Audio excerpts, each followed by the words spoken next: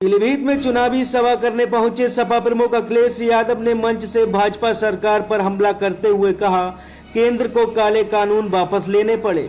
जो लोग दिल्ली नहीं जा पाए उन लोगों ने पीलीभीत में रहकर भी काले कानून का विरोध किया था, लेकिन भाजपा ने उन लोगों को सम्मान दिया जिन्होंने किसानों पर थार चढ़ा दी।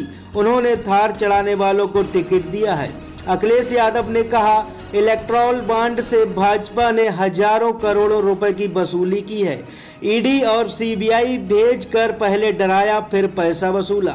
जिन व्यापारियों से उन्होंने पैसा वसूला अब वे मुनाफा कमाने में लगे हैं, इसलिए हर सामान महंगा है। अखिलेश ने भाजपा की गारंटी पर तंज कसते हुए कहा, उनकी गारंटी याद है आपको, उन्होंने कोरोना में थाली और ताली बजाई। इस तरह इनकी गारंटी नहीं, बीजेपी की घंटी है।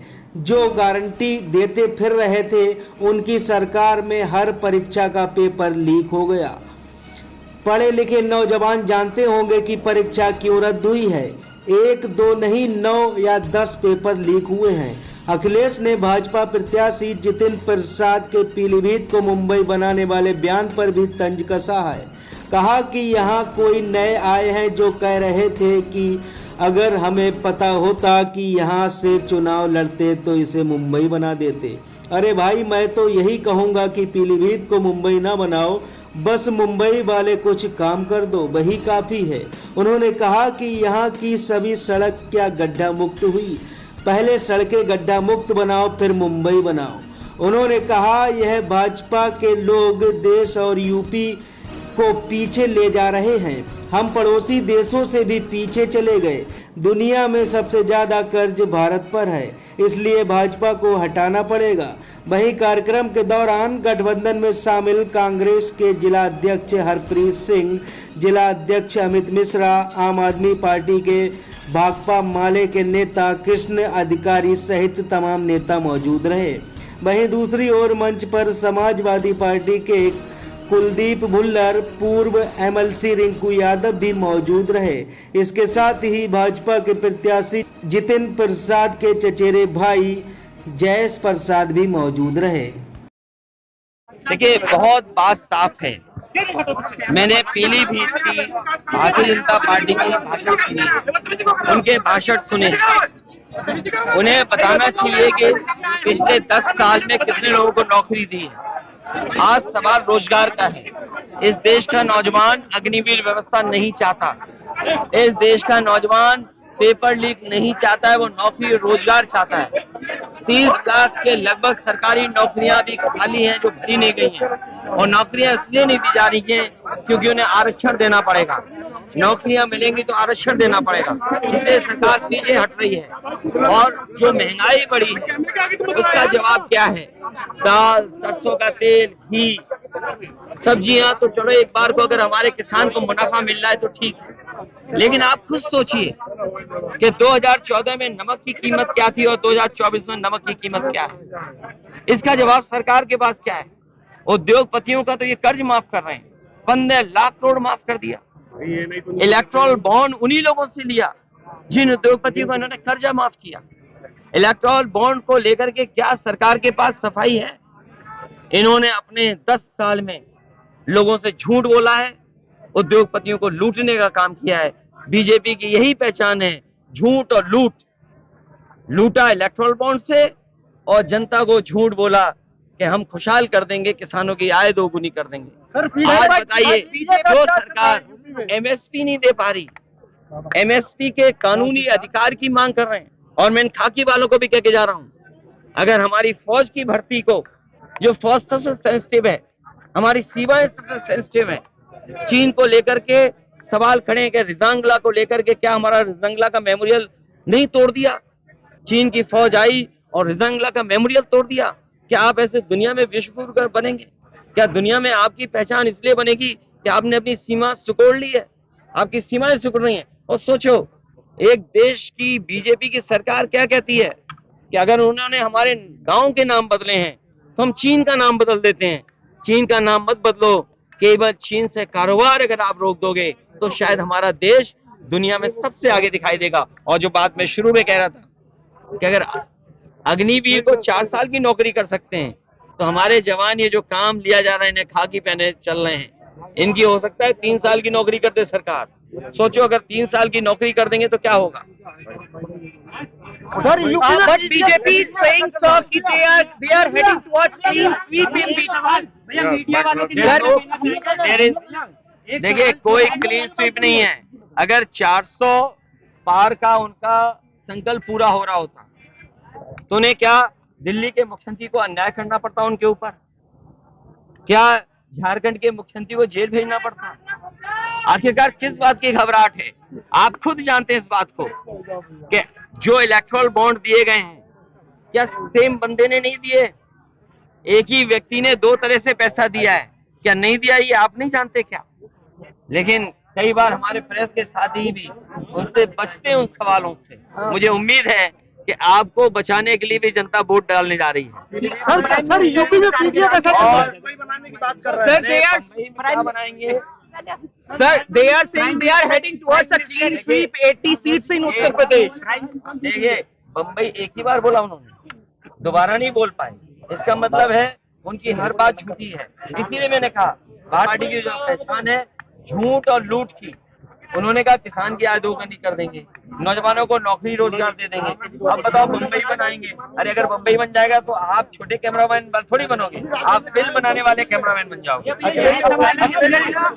उनके भाई आपके मंच पर हैं। देखिए सोचो ये तो अच्छी बात है।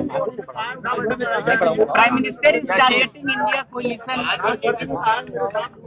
किसने देखिए ये सच्चाई है। जो अस्पताल हैं उनमें इलाज नहीं मिल रहा है। इससे पहले भारतीय जनता पार्टी के एक सांसद अपने बेटे के इलाज को लेकर के पीजीआई गए थे एडमिट। उस समय थोड़ी बहुत कार्रवाई की थी इन्होंने डॉक्टर्स की, लेकिन गलती डॉक्टर्स की नहीं है। आप बजट नहीं दे रहे हैं, संसाधन नहीं दे रहे हैं तो डॉक्टर इलाज किससे करेंगे? सरकारी अस्पतालों में इलाज इसलिए खत्म कर दी बीजेपी क्योंकि प्राइवेट नर्सिंग होम, प्राइवेट अस्पतालों को बढ़ावा देना चाहती है। मोदी जी कह रहे हैं कि जम्मू कश्मीर को फिर से राज्य का दर्जा मिलेगा, वहां चुनाव होंगे, अभी एक जनसभा में कहा है। देखिए उनकी बात पे किसानों की आय दोगुनी करेंगे, क्या आज दोगुनी हो गई? और जो रिजांगला जो हमारे मेमोरियल था जवानों का, क्या उस पड़ा है? Prime minister is targeting India coalition. ही is saying that it is देखो पहले तो वो इंडिया गठबंधन बोले, वो अंग्रेजी या हिंदी पता नहीं कौन सी भाषा मिलाकर के इंडी बोल रहे हैं। पहले तो उन्हें इंडिया गठबंधन का नाम सही तरीके से लेना चाहिए कि इंडिया गठबंधन। अगर इंडिया गठबंधन को कहते हैं घमंडी तो अहंकारी गठबंधन है आपका बीजेपी का।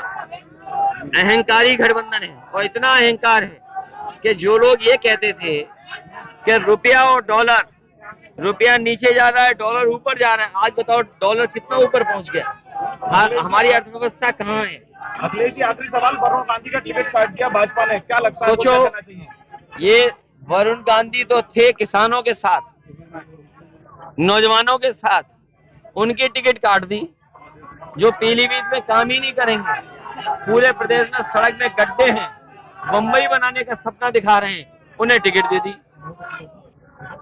सवाल ये है कि यहाँ के किसान दुखी हैं, नौजवान के हाथ में नौकरी रोजगार नहीं। और मैंने फार्मूला बोला था, फिर बोलता हूँ, 70 लाख प्रभावित हुए नौजवान इन पेपर लीकों से, और 70 लाख का अगर हम गुणा करें परिवार के 3 सदस्यों को मान करके तो 70 लाख गुणा 3, 1 करोड़ 80 लाख, और यही 1 करोड़ 80 लाख का अगर हम भाग दे दें 80 लोकसभाओं में तो 2,25,000 वोट हर लोकसभा में बीजेपी का कम हो गया।